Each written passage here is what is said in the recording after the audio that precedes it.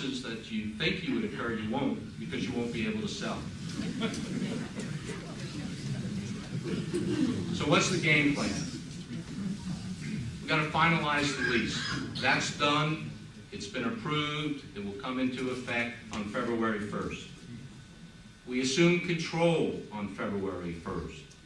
And that means between now and February 1st, you're going to see a lot of people on roller skates running hard, because when February 1st comes, we have to be prepared. We can't go into it saying, okay, what do we do now? That would be a disaster. And we have to make it work. And that's going to take a lot of us to do, not just the people you see up here. The next phase, need to finalize the purchase details. The price has been done. The general tenets of the contract are done. The funding needs to be determined. How much assessment are we actually going to do? But the bottom line on this one, you all get a vote on this. The POA board was empowered to sign the lease agreement, and we signed it. The purchase agreement requires a majority vote of the property owners to approve it. So it's your decision, not ours. Phase 3, we're going to present the acquisition concept to the property owners.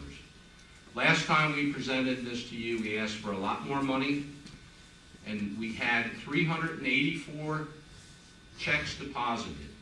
We need 476 yes votes. Of the people who voted against it 3 years ago, and there were 30 of them, we have spoken to several of them, and they are on board this time. We expect a near unanimous approval from the residents. But we need the property owners to buy in. They have as much to lose as we do. A massive campaign has been started and will continue. We have meetings scheduled this Saturday for property owners coming in from out of state. So we get to sing this song about a half a dozen times. We're planning on going on the road. We're going to go to New Jersey, Connecticut, Long Island, and Rosemary, hopefully not Ohio. But we are going to have to go where the, yeah, you'll go, okay. We're going to have to go where their property owners live. We're going to have to put a face and a voice and a human aspect on why we're asking them for money. And based on the feedback we're getting from the property owners, they have questions, but they are supportive based on the information they've received. What's our contingency? There isn't one. There is absolutely no alternative to the acquisition of the amenities by the property owners. The other alternative is financial disaster for all of us and the loss of the lifestyle we came here for. Conclusions. Terry said, the age of the developer subsidies is over. We were all promised a lot of things. Those promises are meaningless now. The only promises that count are the ones we make to ourselves. Our tasks are significant. We've been working on this project for almost 18 months.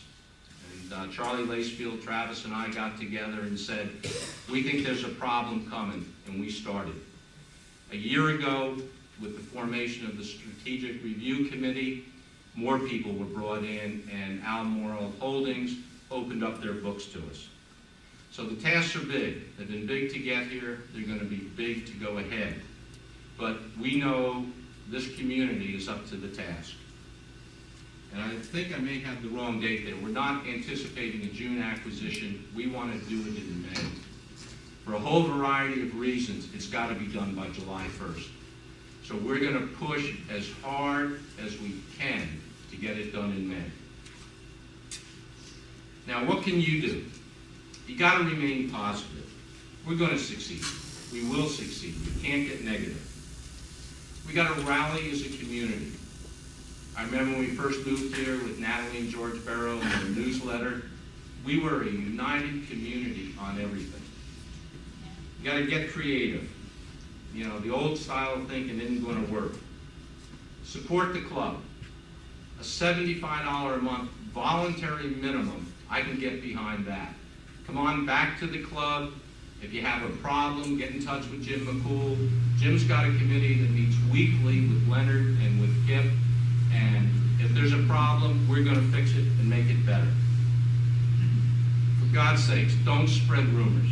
If you've read some of the threads, the rumor mill, some of the rumors, I mean, they're just unbelievable. If you hear something, don't tell somebody, call one of us and say, is this true? And if it's true, we'll tell you.